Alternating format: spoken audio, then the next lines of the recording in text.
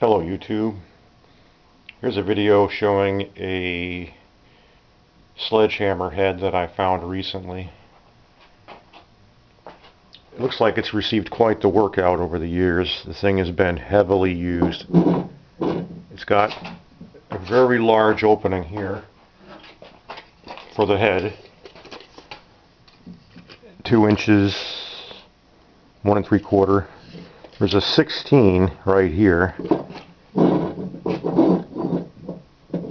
The handle side, it's got a notch where you would put I'm assuming a through bolt. It's been cracked away on one side. And putting it on the scale,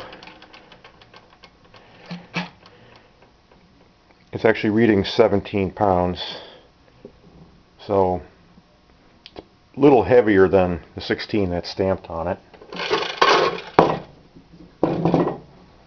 If anyone has any idea if this thing was used for railroad construction or steam engine repair or factory use or whatever, the only marking it has on it is the 16.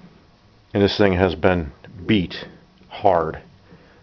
Some big guy really laid into some heavy equipment with this thing at one time. If anyone has any ideas about it, please leave your information in the comments. Thank you.